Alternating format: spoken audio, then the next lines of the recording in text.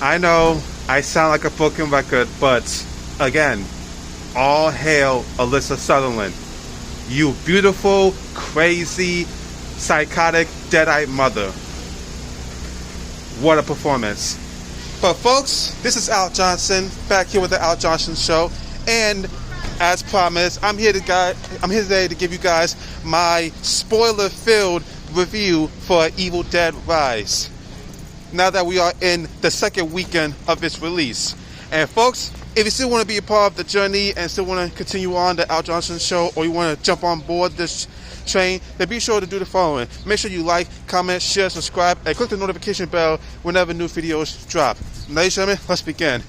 So, like I promised, today I'm gonna go full spoilers, talking about more stuff, like go in depth on things that I couldn't talk about yesterday in my non-spoiler review, and now we're gonna get into it. Starting with, again, Alyssa Sutherland, Ellie. Again, what a performance. Now, I liked how the very second she was possessed after the son Charlie unearthed the final recordings and got the third Necronomicon from, I guess, the basement after there was a like an earthquake. I like how she was possessed, because as soon as the Evil Dead drone shot came in and started, it didn't take her over yet. It was more or less messing with her before it took over. And just, the physicality of Alyssa Sutherland was unmatched, because when her bones was breaking via the picture in the Necronomicon, as it was taking over her, like you could feel the bones breaking in her body, even though she was quite flexible, because apparently I read that before acting she used to be a model. So that's quite a feat for that. But like the second she was possessed, like when she came through the door, already possessed, you could tell, like, okay, something's off with her.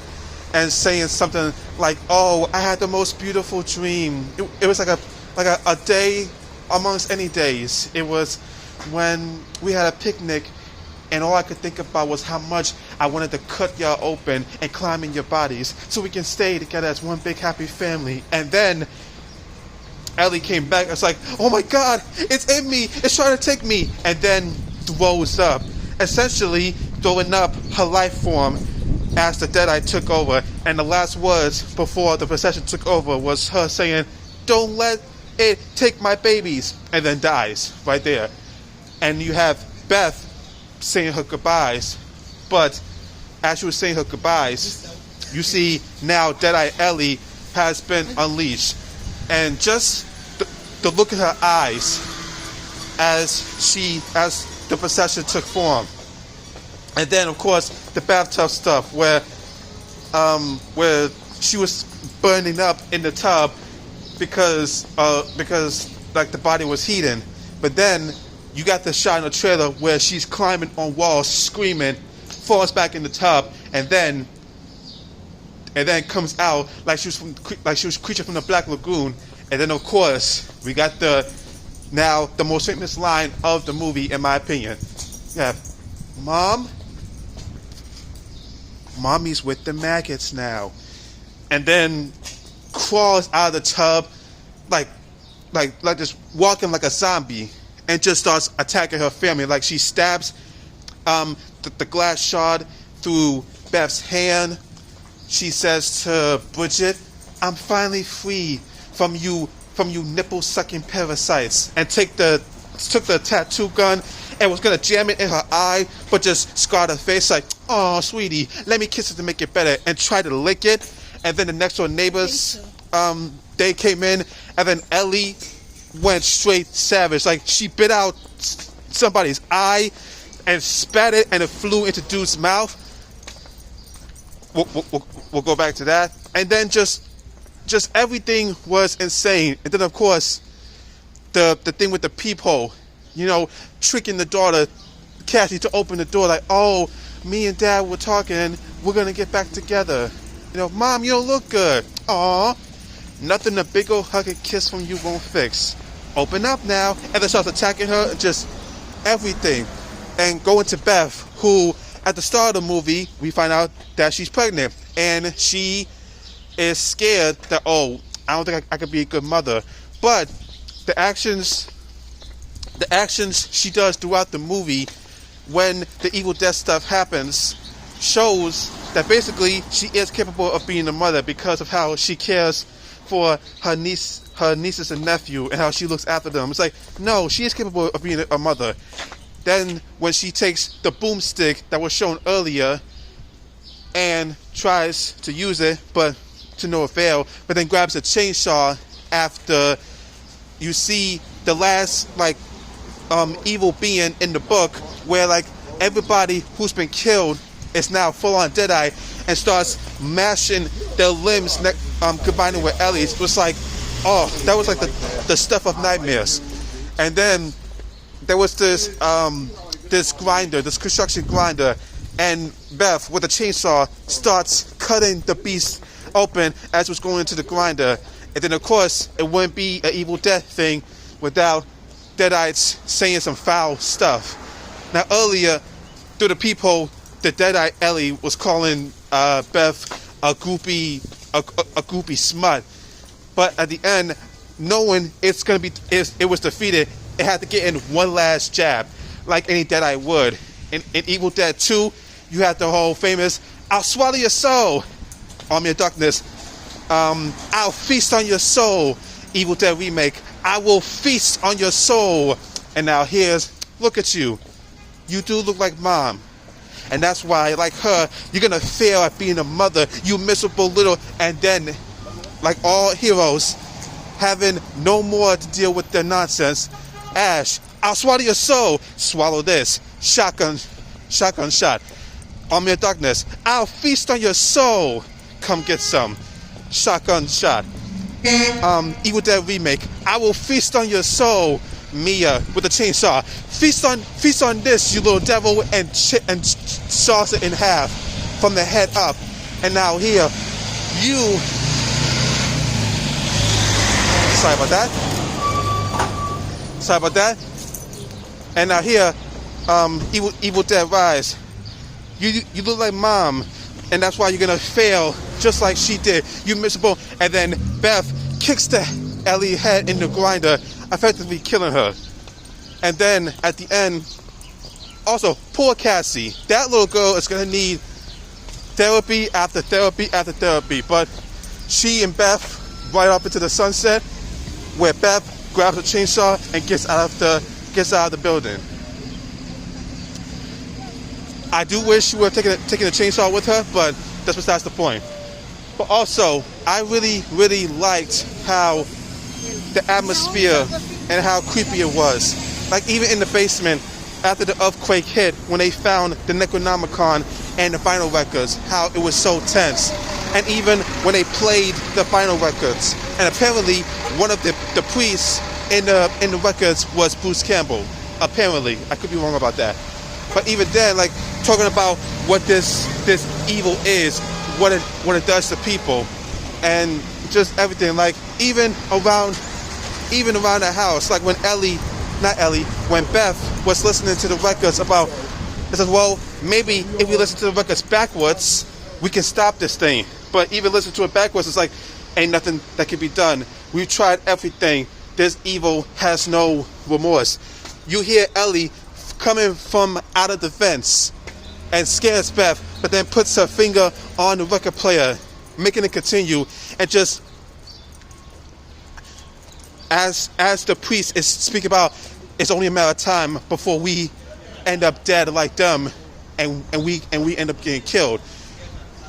And just, folks, everything about this movie was on a different level, as I've said before. Now, also another thing I want to mention. Like I said, I did wish we had a bit more time with the characters, and I still mean that. Like, for example, the whole thing about Bridget wanted to go to a protest. I would like to know, maybe like seeing what else Bridget is about. Or Charlie, he likes to play loud music. What else does he like to do? and maybe this is me speaking, but I would have liked to see maybe the dad. Like, where's the dad at? I get it. I get it. He's not in the picture, but I would like to see what he looks like at least.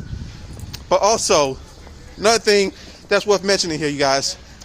I believe Lee Cronin, the director, said there are 3 Necronomicons in the Evil Dead world. There's the one that Ash has dealt with for decades. There's the one from the remake, and there's the one from this one. So basically, there could be setting up something with this. And oh, I almost forgot to mention. I squirmed. Now with the Deadeye Ellie stuff, it was scary, but it was just a bit fun. When Deadeye Bridget came on board, like when she was stabbing her brother Charlie after she was killed, that was intense. But before that, when she was taking over and was chewing on the glass, and then of course the cheese grater, when she like scraped Beth's leg, I hollered a lot. I hollered out loud in the theater because it was so frightening. And it's like, well, you'll never look at a cheese grater the same way again.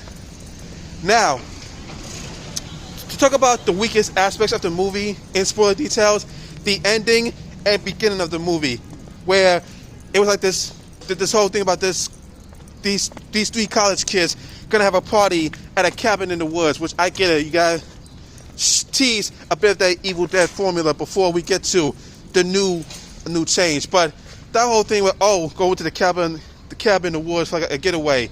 What's her name? Jennifer, something like that. She gets taken over by the Evil Dead, and then again, it was creepy. But even then, it was like, this could have been cut out of the movie. But even then, like, she threw up her life form. The Deadeye takes over. But before that, the book the chick was reading with the ponytail, the Deadeye starts reading the book, like words from the book, in a maniacal manner. And then when the ponytail went to check on Jennifer, it says about, yo, wake up, you brainless meat puppet. Stop with your nonsense. We gotta go to the lake. And then as soon as Jennifer takes over, grabs the chick by the ponytail. It's like, who's the brainless meat puppet now? And offs with her head, like literally yanks the ponytail and the stuff of her brain off of her head. And the chick is still living. How? I have no idea. But then she takes the drone that some dude had, let it slices her neck, falls in the water, and then the dude goes after her, which was dumb, and then decapitated head comes out of the water, and then Deadeye Jennifer rises out of the water like she's God all of a sudden. And in the background, you have the title card.